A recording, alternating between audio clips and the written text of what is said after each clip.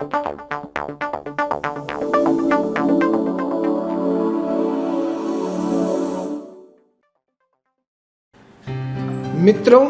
आज का अपना मुहावरा है दिन दूनी रात चौगुनी। अर्थ है बहुत अधिक उन्नति करना।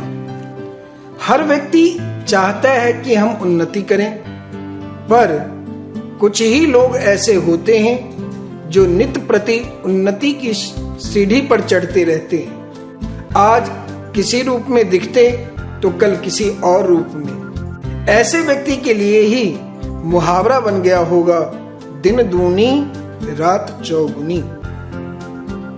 अब इसके भावों को वाक्यों के माध्यम से समझने की कोशिश करते हैं।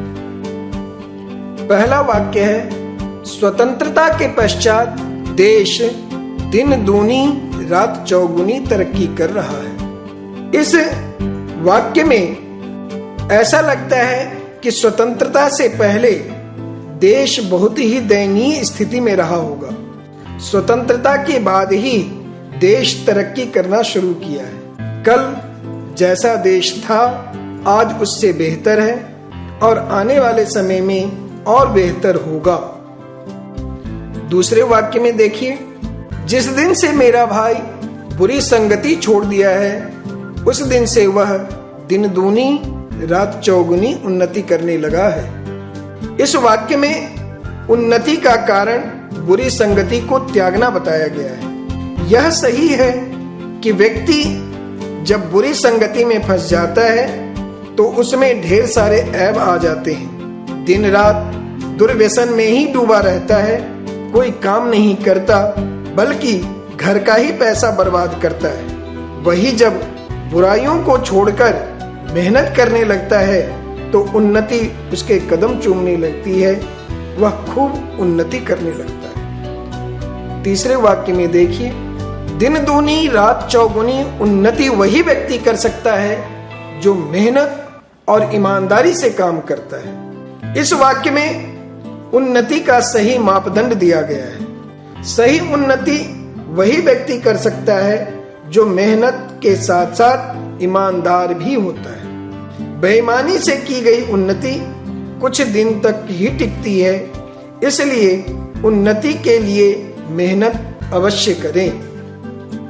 चौथे वाक्य में देखिए, आजकल दिन दूनी रात चौगुनी उन्नति के लिए सबसे आसान फंडा है नेतागिरी। एक बार नेता बन जाओ, देखो कितनी तरक्की होती है। इस वाक्य में तरक्की करने का एक अलग ही फंडा बताया गया है। वह फंडा है नेतागिरी। देश में सबसे ज्यादा यदि तरक्की किसी ने किया है तो वह है देश का नेता। आम नागरिक जीवन भर मेहनत करके एक मकान तक नहीं बना सकते, किंतु देश के नेता 5 साल में ही क्या से क्या बन जाते हैं। इसीलिए देश में पार्टी एवं नेताओं की कमी नहीं है। पांचवें वाक्य में देखिए, मुझे आप जैसा दिन दूनी रात चौगुनी तरक्की नहीं करनी है नेताजी, समझे? दूसरों को तबाह कर तरक्की करना कोई तरक्की नहीं है, यह तो नैतिक पतन है।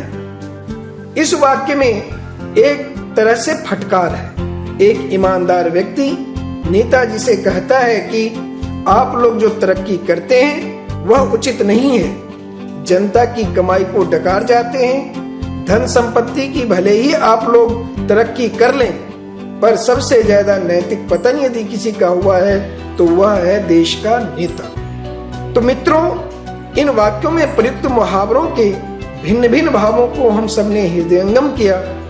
मुहावरे के माध्यम से यदि हम किसी को डांट सकते हैं तो किसी की तारीफ भी कर सकते हैं। मुहावरा छुपे रुस्तम जैसा होता है जो अंदर ही अंदर हलचल पैदा कर देता है।